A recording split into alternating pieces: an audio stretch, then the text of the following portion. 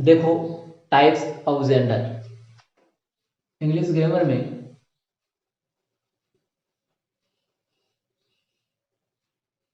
Types of gender होता क्या है। देखो ये जेंडर नाम की जो अवधारणा है इंग्लिश ग्रामर में ये बायोलॉजिकल मानी जाती है, यानी बायोलॉजिकल ये देखा जाता है कि ये मेल है या फीमेल है। तो देखो किस प्रकार से है जो ग्रामेरियन है वो जेंडर के टाइप हमारे सामने लाते हैं, कितने प्रकार के जेंडर वो माने जाते हैं उनके बारे में बात करेंगे। तो देखो ये जेंडर नाम की जो अवधारणा है ये इंग्लिश ग्रामर में एक्चुअल में किस चीज पे आधारित है, ये बायोलॉजिकल होती है, यानी शारीरिक बनावट या शारीरिक जो ढांचा होता है उसके आधार पे हम पता करते हैं कि ये मेल है या फीमेल है, या हम ये कह सकते हैं कि इसमें मेल फीमेल जो है वो सेक्स के आधार पे देखा जाता है। यानी एक तो बात ये आई सामने,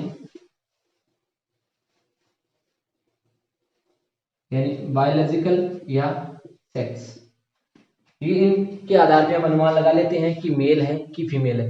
अब देखो जेंडर नाम की जो अवधारणा है ये मात्र दो ही चीजें हमारे सामने आती है। दो कौन सी, कि यदि हमने बायोलॉजिकल देखा तो या तो मेल होगा या फीमेल होगा। देखिए लेकिन ग्रामेरियन क्या हमारे सामने इसकी चार प्रकार हमारे सामने लाते हैं। कौन कौन से, देखो पहले यदि हम बात करें तो पहला होगा आपका मेल जेंडर।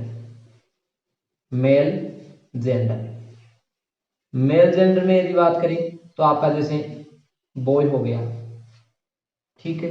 उसी प्रकार से जैसे आपका एनिमल्स में जैसे ऑक्स हो गया, है ना। तो इस प्रकार से ये चीजें जो पुरुषों की ओर अर्थात पुरुष प्रधान होता है उसके और इशारा करने वाले जो नाउन वर्ड होते हैं उनमें तो हम जेंडर की बात करेंगे तो वो मेल हो जाएगा। ठीक, दूसरा यदि बात करते हैं तो दूसरा हो गया आपका फीमेल जेंडर, जिसको फेमिनिन बोलते हैं, इसको मैस्कुलिन बोलते हैं, यानी ये हो गया आपका फीमेल जेंडर।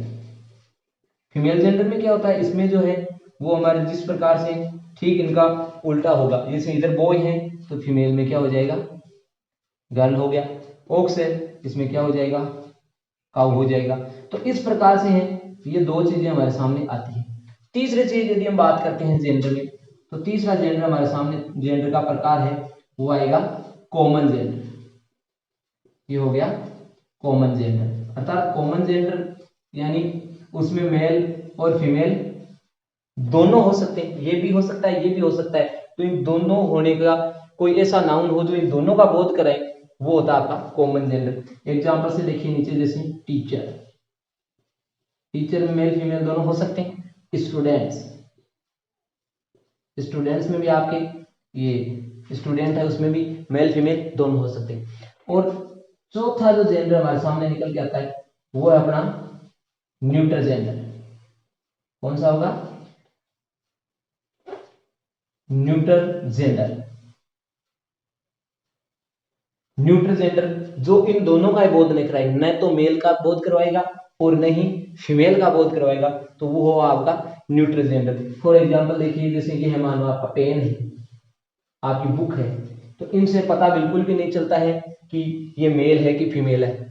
हिंदी में अक्सर इन चीजों का हम मेल फीमेल का है वो क्लासिफिकेशन करते हैं, जैसे पेन को पुल्लिंग मान लिया जाता है, बुक को स्त्रीलिंग, वो हिंदी का जो ड्रामा है वो अलग है, इंग्लिश में इन सबको न्यूट्रल माना जाता है। अब एक्चुअल में यदि जेंडर नाम का जो अवधारणा है ये बायोलॉजिकल है, तो बायोलॉजिकल तो मेल फीमेल दो ही आते हैं, तो फिर ये दो और किस प्रकार से ग्रामेरियन वो सामने लेके आई। इसके लिए देखो बहुत ही आसान सी चीज है कि इसे कैसे पता चलता है। देखो होता क्या है, हमारे सामने चीजें दो ही आई, चीजें दो कौन कौन सी आई, यानी एक तो मेल और एक फीमेल, ये दो ही चीज जेंडर के नाम से बायोलॉजिकल तो दो ही पता चलता है, फिर ये दो कैसे। तो कहने का मतलब ये हुआ कि या तो मेल और फीमेल इनमें से एक होगा, कोई सा भी एक का मतलब मान लो जैसे ये मेल हो गया तो ये फीमेल अपने आप एब्सेंट है, तो ये तो हो गया आपका मेल जेंडर। एक होने की स्थिति में जब ये है तब ये एब्सेंट है, अब मान लो एक है तो फीमेल भी तो हो सकती है, तो फीमेल होगा तो ये एब्सेंट हो जाएगा। यानी ये बात करते हैं यहाँ पे मेल की, तो मेल एब्सेंट तो फीमेल प्रेजेंट, फीमेल प्रेजेंट, तो ये आपका फीमेल जेंडर हो गया।